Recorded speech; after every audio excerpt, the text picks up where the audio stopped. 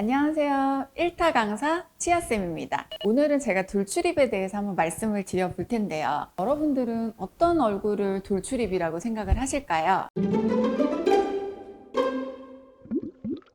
일반적으로 돌출입이라고 하면 여기 코끝의 점과 턱끝의 점을 선을 한번 이어보는 겁니다. 이렇게.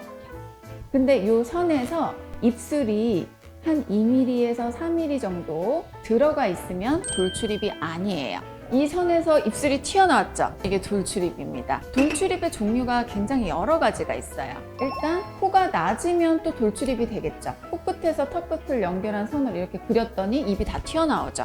윗턱이 나오고 아래턱이 작으면 돌출이에요. 아랫니에 비해서 윗니가 조금 많이 돌출이 돼서 음식을 자르는 것 자체가 힘들다고 하시는 분도 계세요. 저한테 심각하게 상담을 요청을 하셨는데 위에 치아가 너무 돌출이 돼서 연인과 키스를 할 때 부딪힌다고 하시더라고요. 그래서 그분은 외모적으로도 교정이 필요하셨고 사랑을 위해서도 교정이 필요한 경우였습니다. 돌출이 있는 경우에는 입이 잘 안 다물어지거든요. 그러면 입이 자연스럽게 벌어져요. 잘 때도 입이 벌어지겠죠. 그럼 입안이 마르고 또 잇몸 질환이 생길 가능성도 높아집니다. 집에서 할 수 있는 돌출입 자가 진단법은요. 일단 본인의 얼굴을 디카로 촬영을 합니다. 코끝과 턱끝 선을 연결한 선을 한번 그려보는 거예요. 그래서 이 선에서 본인의 입술이 나왔는지 아니면 들어갔는지 일단 1차적으로 보시면 돼요. 그리고 두 번째는 어금니를 가볍게 다물고 있을 때 입술이 다물어지는지 아니면 어금니를 물고 입술에 힘을 빼고 있는데 입술이 쫙 벌어지는지 보실 수가 있고요. 그리고 세 번째는 입술을 이렇게 다물었을 때 여기에 호두주름이 생기는 사람들이 있어요. 그런 분들은 돌출이 된 거예요. 입술을 다물 때 근육이 쫙 당겨지면서 이 부분이 긴장이 생기는 거죠. 그리고 네 번째는 본인은 그냥 가만히 있는데 너 화났냐? 너 어디 기분이 안 좋냐? 이런 질문을 자주 들으시는 분, 돌출입이 있는 겁니다. 종류별로 어떤 교정을 해야 될까 한번 알아볼게요. 예를 들어서 골격적으로 너무 윗턱이 나와 있고 너무 아래턱이 작은 분들, 이런 분들은 1차적으로 교정과 양악수술을 같이 하는 양악수술 교정을 생각하셔야 될 수 있어요. 수술만 하는 것이 아니라 교정과 같이 콜라보해서 치료하는 거라고 보시면 되시고 골격을 바꿔주면서 치아도 같이 맞춰주는 술식이라고 보시면 됩니다. 양악수술까지 내가 생각이 없다 할 경우에는 발치 교정, 우리가 28개의 치아가 있어요. 사랑니를 제외하고. 근데 이렇게 돌출이 있는 경우에 입을 넣으려면 속에 있는 치아가 들어가야 되거든요. 그러면 그 치아들 중에 가장 기능을 적게 하는 첫 번째 작은 어금니를 4개를 발치를 하고 치료를 하게 돼요. 그렇게 발치 교정을 하면 입이 어느 정도는 들어가게 되는 거죠. 세 번째는 치아들이 뒤로 가줘야 되는데 발치를 원치 않는 경우가 있어요. 그런 경우에는 치아들을 뒤로 미는 방법이 있는 거죠. 치아를 뒤로 밀면 입술이 들어갑니다. 그리고 두 번째, 예를 들어서 치아가 좁아서 돌출이 되는 경우가 있어요. 이렇게 V자 형태로 좁은 악궁을 약간 확장을 해서 이렇게 U자 형태로 만들어준다면 이 앞쪽에 튀어나온 거가 약간 들어가는 효과가 있어요. 그래서 발치까지 원치 않는 경우에는 악궁을 넓히기, 그걸 저희가 악궁 확장이라고 하고 있고요. 그리고 치아를 후방으로 밀어주는 거, 이거를 후방 이동이라고 얘기를 해요.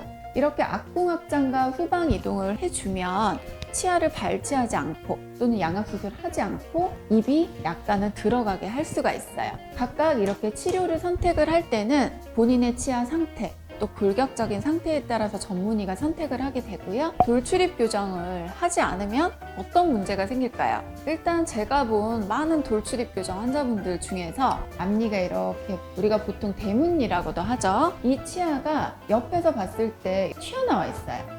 이분들은 주로 이런 데가 많이 깨져 있는 경우를 제가 굉장히 많이 봤어요. 그 이유가 뭘까요? 어디 부딪히거나 사고가 나서 또는 넘어져서 이렇게 안면 쪽을 다치는 경우가 어렸을 때부터 쭉 있을 수가 있는데 돌출된 부분들이 깨지는 거죠. 치아 깨짐 현상을 예방하기 위해서라도 돌출입 교정은 필요합니다. 돌출입 교정이 있는 경우에는 입술이 잘 안 다물어져요. 입술이 잘 안 다물어지면 입으로 숨을 쉬는 경우가 굉장히 많거든요. 그러면 입안이 건조해지면 잇몸 염증이 일단은 생기고요. 구취가 굉장히 심해져요. 이 부분이 굉장히 불편한 부분입니다. 그리고 입으로 숨을 쉬는 분들은 혀가 아래로 조금 떨어져 있어서 입 천장이 좁아져요. 입 천장이 좁아지면서 치아가 앞으로 돌출되는 부정교합도 생겨요. 성장기 아이들은 부정교합이 더 심해지는 걸 막기 위해서라도 돌출입은 개선을 해주셔야 됩니다. 세 번째는 앞니가 기능을 제대로 하지 못해서 음식을 끊어 먹지를 잘 못하거든요. 엑스레이를 보면은 앞니 자체 뿌리가 굉장히 짧은 경우가 있어요. 자, 네 번째는 심리적인 문제인데요. 심리적으로 굉장히 위축된 분들이 많아요. 사회생활도 문제지만 불안함이나 아니면은 우울함이나 이런 것들을 많이 느끼는 것 같아요. 그래서 돌출입은 꼭 개선을 해주시는 것을 추천드립니다. 돌출입은 심리적으로도 보기 안 좋지만 기능적으로나 치아 건강과 연관이 있으므로 꼭 개선해야 돼요. 돌출입 교정이 반드시 발치를 해야 되는 것은 아니고요. 치아를 후방으로 밀고 양측으로 확장해서 하는 방법도 있으니 전문의를 찾아서 상담 받으시길 바랍니다.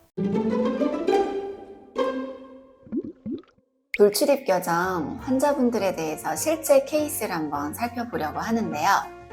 이분 같은 경우에는 이 얼굴과 코 쪽이 굉장히 조금 플랫하면서 이 입술 쪽이 좀 많이 돌출이 되었던 분이었어요. 입 쪽의 돌출을 해결을 하기 위해서 작은 어금니 4개를 발치를 하고 전체적으로 교정이 끝났을 때 눈과 코선 그리고 입술 쪽의 선이 라인이 조금 더 자연스러워지면서 돌출입도 많이 해결을 했던 경우였습니다. 이분은 앞니 돌출과 치열 불규칙이 굉장히 심했는데요. 위에 치아를 보면은 작은 어금니 하나가 아예 입 천장 쪽으로 좀 나와 있는 경우로 좀 볼 수가 있었어요. 옆쪽에서 봤을 때 윗니가 굉장히 많이 돌출이 된 상태였고 미소를 지었을 때도 입술 자체가 조금 기본적인 비대칭을 좀 어느 정도 가지고 있었지만 어쨌거나 이 앞니의 돌출 부분 그리고 입술이 조금 많이 벌어지는 이 느낌이 굉장히 돌출입을 좀 두드러지게 좀 보이게 했었고 그리고 옆모습을 봤을 때 입술의 근육량과 치아 돌출 때문에 돌출이 더 두드러지는 것을 좀 볼 수가 있었습니다. 작은 어금니 4개를 발치를 하고 최대한 위에 치아 자체를 집어넣고 전반적인 윗니 아랫니 교합을 맞춰줘서 처음 교정 시작하기 전보다는 입술 자체가 굉장히 조화롭게 마무리가 됐던 것을 좀 볼 수가 있습니다.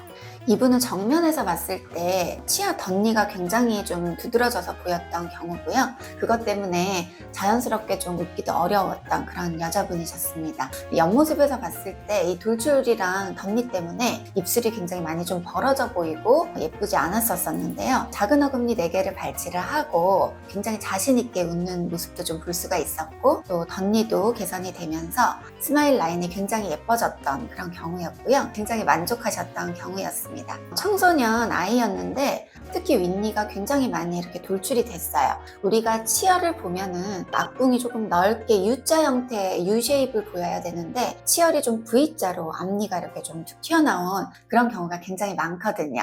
치아도 너무너무 예뻐졌지만 옆모습도 훨씬 더 예뻐진 모습을 볼 수 있었고 보호자분도 너무너무 좋아라 하셨습니다. 이렇게 돌출입 교정의 방법이 여러 가지가 있지만 그 중에서 발치가 필요한 경우가 있어요. 굉장히 드라마틱한 효과를 원할 경우에 작은 어금니 4개를 빼고 발치를 하는데요. 치아를 빼지 않고 교정을 원하시는 분들도 굉장히 많지만 나의 외모를 위해서 이 4개의 치아를 발치를 하고 굉장히 드라마틱한 효과를 원하시는 분들도 많이 있습니다. 환자분들의 니즈와 골격의 상태를 잘 분석을 해서 어떤 치료를 하는 것이 더 좋은지 잘 결정하는 것이 좋을 것 같아요. 여기까지 환자분들의 돌출입 케이스를 한번 봤습니다.